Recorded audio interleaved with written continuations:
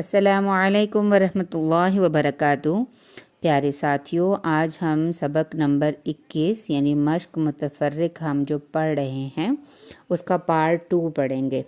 سیکھیں گے کہ اگلے قواعد ہم نے کیسے کرنے ہیں۔ آج ہمارا جو قاعدہ ہے وہ ہے نون ساکن یا تنوین کے بعد حروف ہلکی یعنی حمزہ، ہ، عین، ح، غین، خا میں سے کوئی بھی حرف آ جائے تو وہاں پر غنہ نہیں کرتے۔ اسی طرح اگر نون ساکن یا تنوین کے بعد لام یا را آ جائے تب بھی غنہ نہیں کرتے اور نون کی آواز بھی نہیں آتی۔ آپ نے اس چیز کو پہلے، اس قاعدے کو پہلے بھی پڑھا ہے۔ آج ہم اس کو اپلائی کریں گے، انشاءاللہ جاننے کی کوشش کریں گے کہ ان حروف کو کیسے پڑھا جاتا ہے۔ اعوذ باللہ من الشیطان الرجیم، بسم اللہ الرحمن الرحیم۔ ینعون، نون ساکن کے بعد حروف ہلکی ہے۔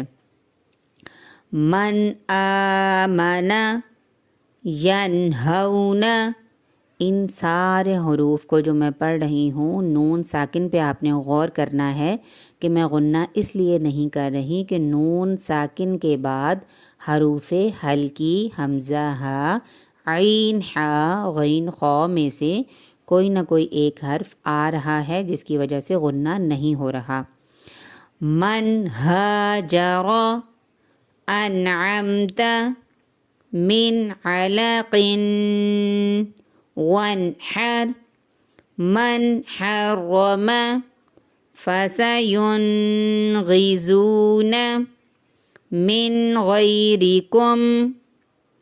یہاں پر من غیرکم اس لیے پڑھا کہ نون ساکن کے بعد غین یعنی حروف ہلکی ہے تو غنہ نہیں کرنا۔ من غیرکم، والمنخنقۃ لمن خشی، وجنات الفافا۔ تن اس لیے نہیں کہا کہ تنوین ہے۔ میں نے آپ کو پہلے بھی بتایا کہ نون ساکن یا تنوین، تنوین کس کو کہتے ہیں؟ 2 زبر 2 زیر 2 پیش کو۔ تنوین کے بعد حروف ہلکی یعنی حمزہ آ رہا ہے جس کی وجہ سے ہم نے یہاں پر غنہ نہیں کیا۔ نارن حامیہ، گول تا آگے ہم نے وقف کیا ہے اس کو، تو گول تا میں ہمیں اس کو ساکن ہا بنا دینا ہے، یعنی جب ہم اس کو وقف کریں گے گول تا پہ جب وقف کیا جائے گا تو اس کو ساکن ہا کہلایا جاتا ہے۔ ہارن، نارن حامیہ، نارن کو ہم نے یہاں پر غنہ نہیں کرنا، نارن نہیں کر سکتے کیونکہ تنوین ہے، 2 زبر تنوین ہے جس کے بعد ح آ رہا ہے۔ دوبارہ پڑھیں، نارن حامیہ، گول تا کو ہم نے ساکن ہا میں چینج کر دیا ہے۔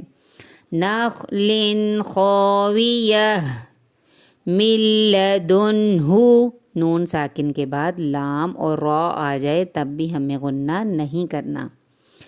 مراحم، من ربک، مالا لبدا، زبدا رابیا، فی عیشۃ راضیہ۔ اب آپ یہ دیکھیں کہ تنوین یعنی کہ 2 زیر کے بعد را آ رہا ہے، اسی لیے ہمیں یہاں پر غنہ نہیں کرنا۔ آج ہم نے جو قاعدہ پڑھا ہے میں دوبارہ سے دہرا دوں، نون ساکن یا تنوین کے بعد حروف ہلکی میں سے کوئی حرف آ جائے تو وہاں پر غنہ نہیں کیا جاتا۔ نون ساکن یا تنوین کے بعد لام اور را بھی آ جائیں تب بھی غنہ نہیں ہوتا۔ اس قاعدے کو آپ نے یاد رکھتے ہوئے قرآن کے 1 سے 2 پارے آپ نے خود سے پڑھنے ہیں، پریکٹس کرنے ہیں اور اس میں پینسل کے ساتھ نشان لگائیں۔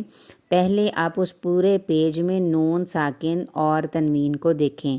نون ساکن یا تنوین کے بعد والے حرف کو اگر آپ دیکھیں گے تو وہاں پر اگر نون ساکن یا تنوین کے بعد حروف ہلکی میں سے کوئی حرف یعنی حمزہ ہا عین ہا غین خا میں سے کوئی حرف آ رہا ہے تو وہاں پر غنہ نہیں ہوگا۔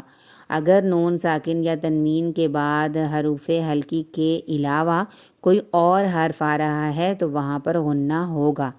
اس کی پریکٹس آپ ایسے کریں گے، قرآن کا ایک پیج آپ لیں گے اور پینسل لے کے آپ اس کے ساتھ جہاں جہاں نون ساکن ہے سرکل کر دیں۔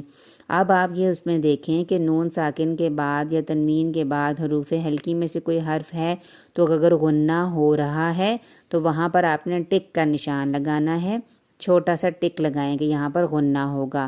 نون ساکن یا تنوین کے بعد حروف ہلکی میں سے اگر کوئی حرف نہیں ہے تو وہاں پر آپ نے ٹک لگانا ہے، اور اگر نون ساکن یا تنوین کے بعد حروف ہلکی کا کوئی حرف ہے تو وہاں پر آپ نے کراس لگانا ہے، تاکہ آپ کو ٹک اور کراس سے پتہ چلے ہم نے یہاں پر غنہ کرنا ہے اور یہاں پر نہیں کرنا۔